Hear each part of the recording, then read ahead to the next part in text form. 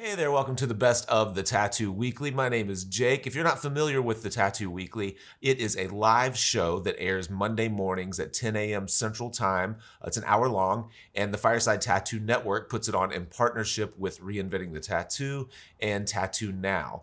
There are three hosts, Lauren Gregory of Reinventing the Tattoo, Gabe Ripley of TattooNow, and me. And we tackle each week current events in the tattoo world. We talk about upcoming conventions, workshops, things like that, stuff that artists and tattoo fans might find interesting. And then at the end of each show, for the last half hour, we typically have a special guest on. It may be a tattoo artist or promoter, or someone from within the tattoo or art industries.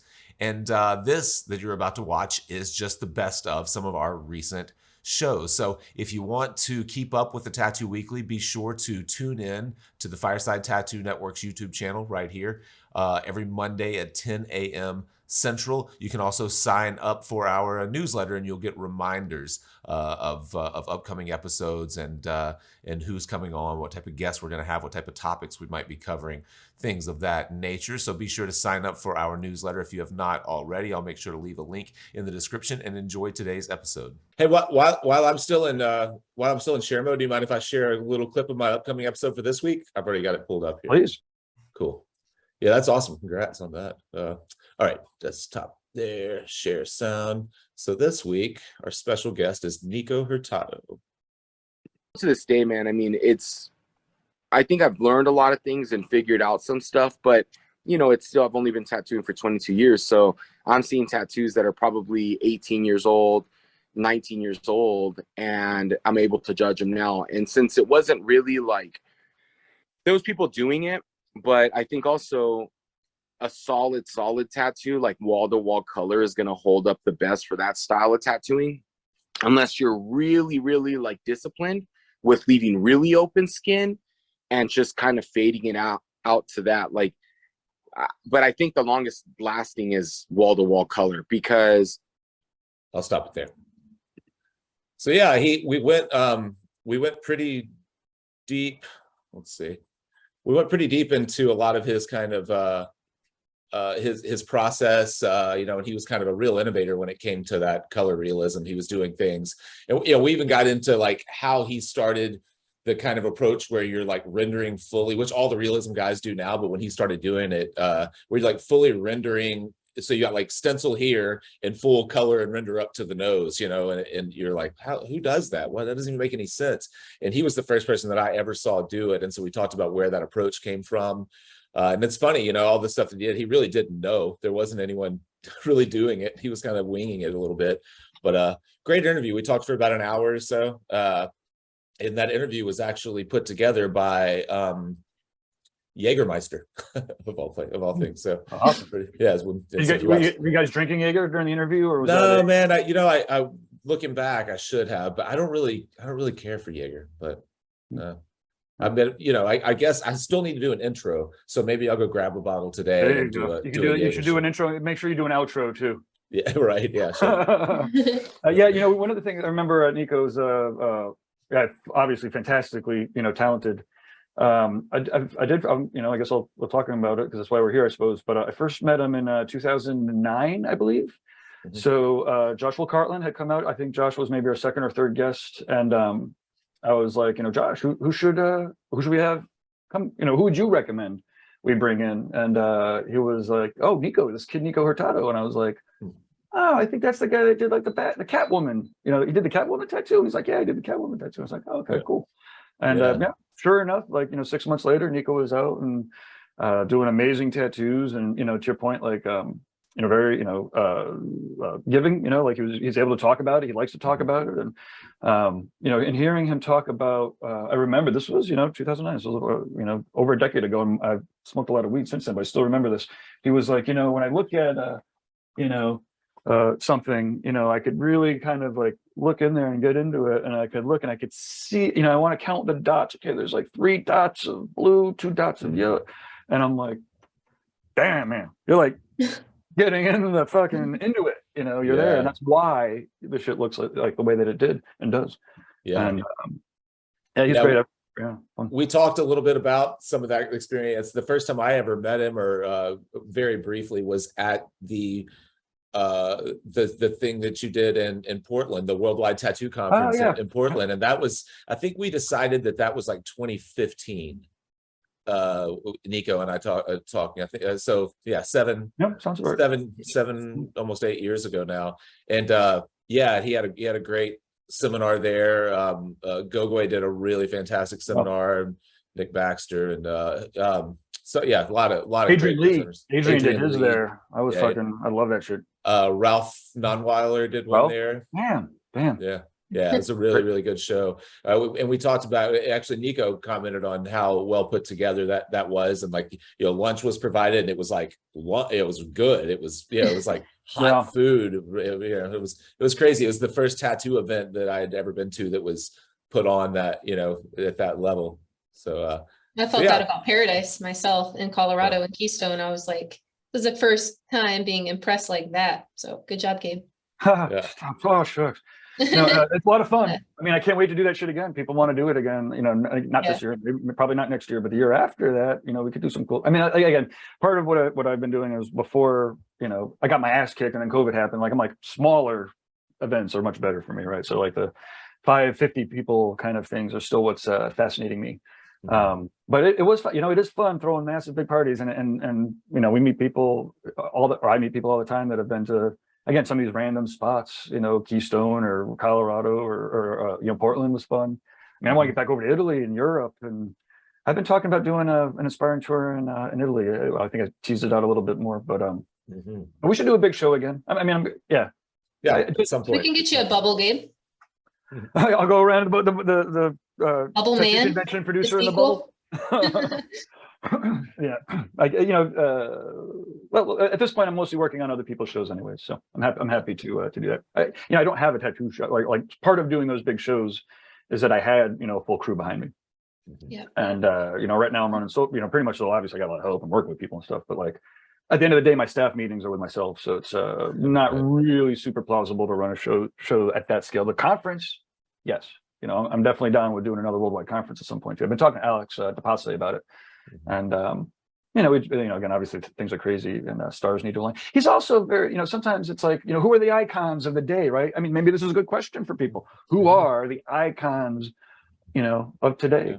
And it's funny because sometimes I'll ask that and people hammer out 20 people. I'm like, well, I know 3 of them, so they can't be quite iconic yet, but almost. Anyways, that's in the works, right? If people want another worldwide conference, we can do those again. And yeah, definitely. That is a good question. That's definitely something that that you'd want to get out there to the general tattoo public early on and get feedback. Because one thing that would be tricky about that, though, especially with a new group of tattooers who have a new group of tattoo heroes, is just because these people are great tattooers and really great at running their social media doesn't mean that they can get on a stage and make a presentation. And we've run into that a handful of times where it's just like, oh wow, like good thing you're so good at tattooing. Well, right. Terrible at talking. It's not subjective. It's not necessarily subjective sometimes. It would depend on who you ask, but I think that's kind of understood. It would be really interesting though. I don't know who it was. Actually, it was Tony Urbanik who was talking about like some like unknown studs in Russia that he had found at one point, or this kid like just killing it. And it's like, it kind of depends on what you call or define iconic as. But I mean, like someone like Henning, I consider Henning an absolute icon in the world. It depends on who you ask. Or I've asked people who don't even know what Royal Tattoo is, and it's like, okay. Henning's him and Mike, all those guys, I would call them icons, right? And that's the thing for me, and I think it almost is okay, right? So if, like, for me, and again, part of me, would be like, well, the best would be to, get Philip Blue, right? If we could get, Philip Blue, and that would be great. I don't care if 90% of the tattooers that have been tattooing 3 years don't know who he is, because part of my job as the event producer is to introduce them to that, to do that, to help make those connections. Not that I'll never be in a position to be introducing Phil to anybody, right? But that would be the intent, right? Or guy or whoever it might be, and I don't know. Yeah, so part of it's like the icon, like the definition of icon. I don't know, we can look it up. I'll look it up while we're doing this stuff. But a kid who's been tattooing and then is awesome and blows everybody away is not an icon, right? Because there's also it's not just the quality of work and how much you could strike somebody. It's like how much you could positively influence your peers and clients and all that, right? And so like Guy, for instance, not only does he continually get better at his craft and do better tattoos and better art and whatnot, but he's also teaching, right? So like his influence, is out there in the context of his teaching, right? And so, yeah, so I mean, that's part of what would make him an icon. And now obviously Philip Blue doesn't do any teaching. He hangs out in, the Alps and just does these amazing back pieces and as an artist, right? I don't know. Yeah. So the point is, I guess, I would propose that when we're making like a tattoo shop or a convention, we definitely want to have, the young girls and boys who are like, in it 2 years and are killing it and aren't, and pushing things because they don't know any better. But certainly it's almost just as important or more important to have those wise old people to have, Carrie Barbara or, who's like Arendelle Dover or somebody who's like just watched their shit for decades. And have also navigated the tattoo world for decades.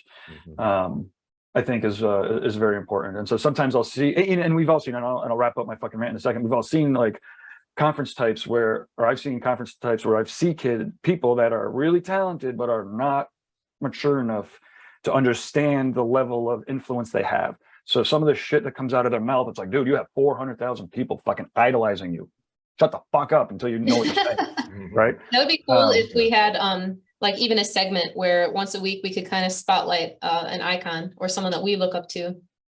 Yes, I think that we have a roaming segment. We have 20 minutes 1 week of somebody new, 20 minutes of somebody that's an icon, 20 minutes, Sure. we're not, and because we're automatically going out on the podcast, thank you podcast listeners, we will tighten it up and do so.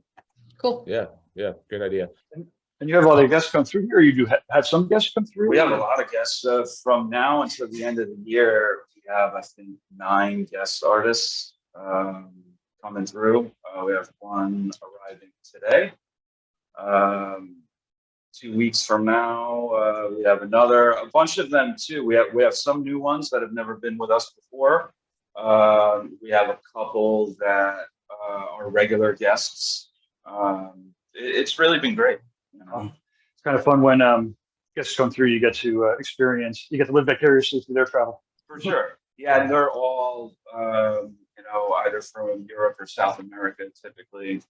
They're great. Everybody's portfolios are awesome. Yeah. I mean, absolutely world class. And you have a lot of people that are trying to get in, and you have to be pretty selective. Or... We do. We have, I don't want to say turned down, but we've had to push out a few until next year just because of space. I was on one of the forums, Brad Wooten was asked, people were talking about guest spots and stuff, maybe it was on Russell's forum, and I was thinking about my rejection letter, right? And I was like, man, my rejection letter was pretty awesome. It's got like a full outline of like how to be a badass, right? Yeah. And so when I looked it up, and it's amazing. So I have all this shit filed, right? I don't even know how I organized it all, but I'm like, you know what? I'm going to go right to the living business thing. There's my guest artist rejection letter, and I was reading through it. I'm like, man, that's great. It's like a little syllabus on how to, and again, it was worded very much like, the people that are successful here are often engaged in these kinds of activities and are engaged in this kind of media and do art nights once a week, that kind of stuff. And it's pretty good. I'll share it obviously. Yeah, we haven't had to. It's rare that because of the quality of somebody requesting a guest spot, everybody is super talented that wants to come through. Yeah, cool. So we try to make it work. It's great for all of the resident artists to have new blood coming through. To be learning from them. Totally. Sure.